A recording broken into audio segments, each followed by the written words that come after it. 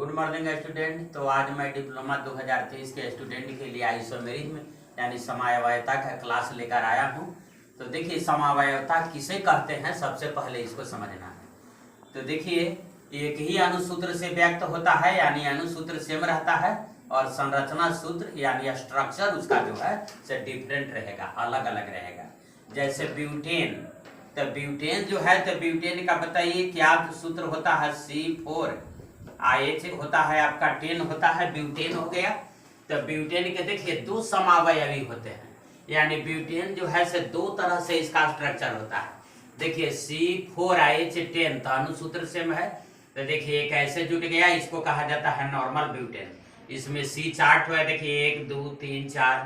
इसके बाद हाइड्रोजन जो है से 10 ठो है, इस पर हाइड्रोजन जो है से जाकर के जुड़ जाएगा। एक होता है, एक स्ट्रक्चर ऐसे भी हो सकता है आइसोब्यूटेन इसको कहा जाता है।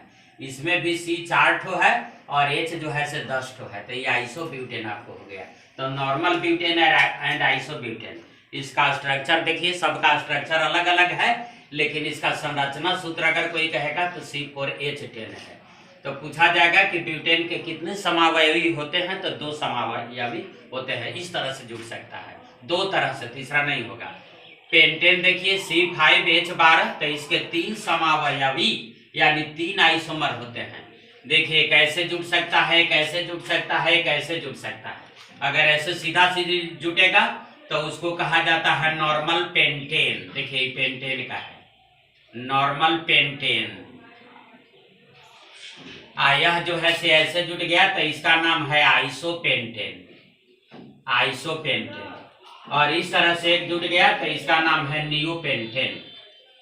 देखिए इसका नाम है नियोपेंटेन। तो इस तरह से पूछा जाएगा कि पेंटेन के कितने आइसोमर होते हैं, तो 3 आइसोमर होते हैं। यह 3 तरह से जुड़ सकता है, एक ऐसे एक ऐसे एक ऐसे। इसका नाम है नॉर्मल पेंटेन, यह है आइसोपेंटेन और यह है नियोपेंटेन।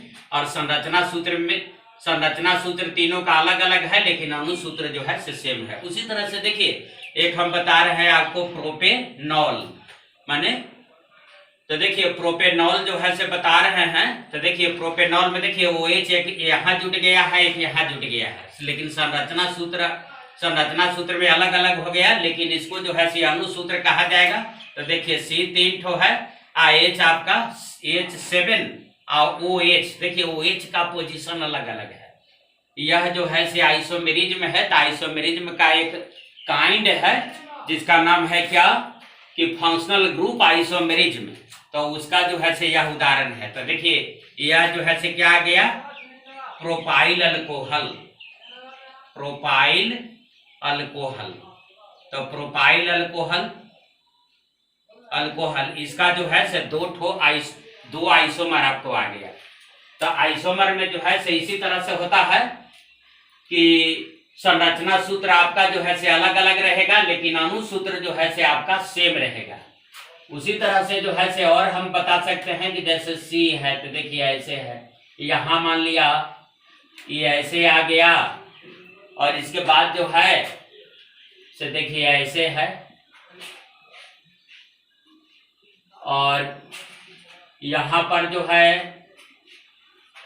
इस तरह से दे दिया गया, इस तरह से दे दिया गया। और इसका स्ट्रक्चर जो है से कोई अलग स्ट्रक्चर दे दे, लेकिन C का संख्या और H का संख्या सेम रहे, तो वह जो है से आपको आइसोमर में आ जाएगा। तो आइसोमर आप समझ गए।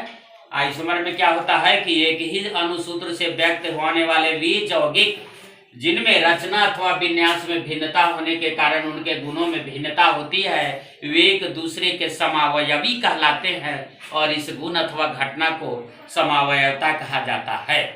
Compounds having same molecular formula but different structural formula is called isomer and this phenomenon is called isomerism. मतलब इस सब का गुण जो है से अलग अलग होता है। जैसे मान लिया ब्यूटेन हुआ, तो ब्यूटेन का आपका जो है 2 आइसोमर हुआ, अनुसूत्र में सेम है, लेकिन गुण इसका अलग अलग होता है और स्ट्रक्चर भी अलग अलग होता है। उसी तरह से पेंटेन का जब हम 3 आइसोमर बताए, तो यह जो है से सबका गुण अलग अलग है, संरचना अलग अलग है, लेकिन अनुसूत्र जो है से आपका सेम है। उसी तरह से जो है से इसका है, तो सबका गुण जो है से अलग अलग होता है, यह जो है से इम्पोर्टेंट है। इसी के साथ जो है सो मैं अपने वीडियो को विराम देता हूँ। धन्यवाद।